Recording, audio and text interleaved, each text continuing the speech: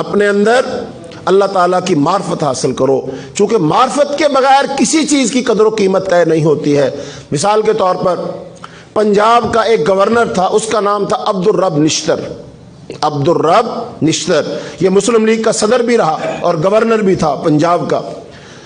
وہ ایک دن بغیر اطلاع دیے، بغیر پروٹوکول کے ایک دور دراز کے علاقے کے تھانے میں چلا گیا۔ اب وہاں کا جو عملہ تھا، جو عام سپاہی تھے، وہ سردار عبد الرب نشتر کو نہیں جانتے تھے، تو وہاں گیا۔ اب جو وہاں گیا تو وہاں ایک سپاہی موجود تھا۔ اب وہ جو سپاہی ہے اس نے کہا کوئی بندہ تھانے میں آیا، کوئی رپورٹ لکھوانے آیا ہوگا، تو اس نے اس کے ساتھ بہیو کیا بالکل جیسے ایک عام آدمی کے ساتھ۔ وہ جناب سپاہی بیٹھا ہے، پاؤں پر پاؤں رکھ کے، سگریٹ سلگا کے آرام سے بیٹھا ہے۔ وہ آیا، اس نے کہا ہاں بھائی کیا کام ہے، کس سے ملنا ہے، کیوں آئے ہو؟ اب وہ ہے کون؟ گورنر پنجاب سردار عبد الرب نشتر، وہ آیا، اس کو نہیں پتا، تو ابھی اسے ایسے پیش آ رہا ہے۔ لیکن کسی طریقے سے اس علاقے کے ایس ایچ او کو اور دیگر لوگوں کو پتا چلا سردار عبد الرب نشتر اس علاقے کے دورے پر نکلا ہوا ہے۔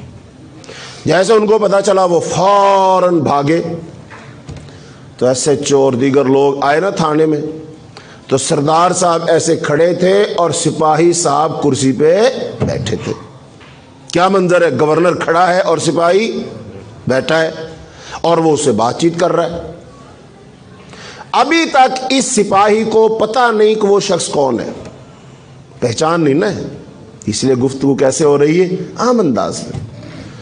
اچھا جب وہ آیا، وہ جو ایس ایچ او صاحب آئے نا، اور اس نے دیکھا ہو یہ تو کام سے گیا، کیوں؟ گورنر صاحب کھڑے اور یہ اس بیوقوف کو پتہ نہیں کہ یہ کون کس سے بات کر رہا ہے۔ وہ آیا، اس نے کہا اس کے کان میں، خبیث آدمی، پتہ ہے کون کھڑے ہیں؟ یہ سردار عبد الرب نشتر ہے۔ جیسے اس کے کان میں آواز گئی وہ اچھل کر کھڑا ہوا اور کھڑا ہو کے تھر تھر کانپنے لگا۔ لکھا ہے لوگوں نے کہ جب اس کو اس شخص کی پہچان ہوئی وہ شخص کانپنے لگا اور اس قدر خوف زدہ ہوا کہ اس کا پیشاب تک نکل گیا۔ بندہ وہی ہے نا، وہ بھی وہی ہے اور سامنے کھڑا ہوا شخص بھی وہی ہے، تو لہذا اب یہ کھڑا کیوں ہوا، اب اس پر خوف طاری کیوں ہوا، اب یہ کیوں کپ کپایا؟ چونکہ جو سامنے کھڑا اس کی شناخت اور پہچان ہو گئی ہے۔ تو اس سے پتہ چلا اصل چیز کیا ہے، شناخت اور پہچان۔ جب شناخت ہو جائے، پہچان ہو جائے، پھر انسان اپنی اس حالت میں نہیں رہ سکتا جب اس کو پہچان اور معرفت نہیں تھی۔ وہ تو ایک انسان تھا نا۔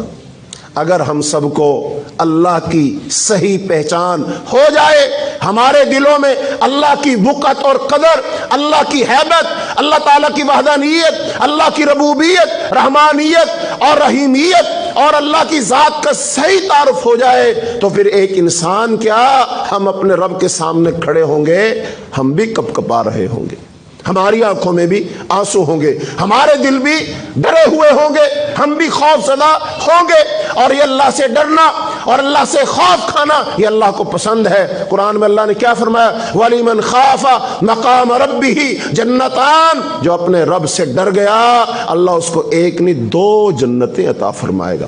وَأَمَّا مَنْ خَافَ مَقَامَ رَبِّهِ وَنَهَى النَّفْسَ عَنِ الْهَوَىٰ فَإِنَّ الْجَنَّةَ هِيَ الْمَأْوَىٰ، جو اپنے رب کے سامنے کھڑا ہونے سے ڈر گیا اور اس نے اپنی خواہشات پر قابو پا لیا، اللہ نے اس کا ٹھکانہ جنت۔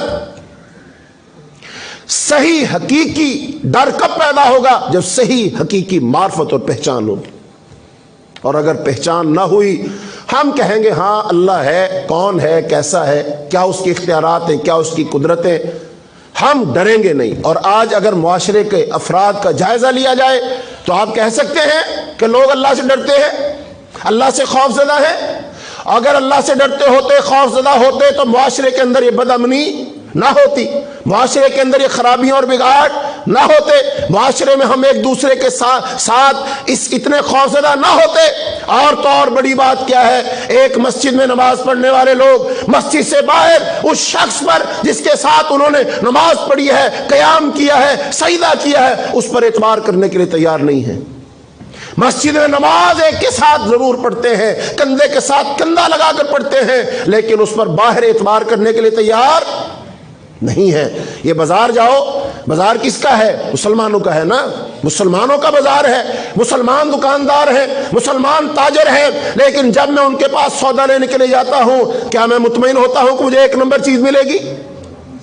خطرہ ہوتا ہے نا, دو نمبر چیز ملے گی, بے ایمانی ہو جائے گی, دو نمبری ہو جائے گی, ملاوٹ ہو جائے گی.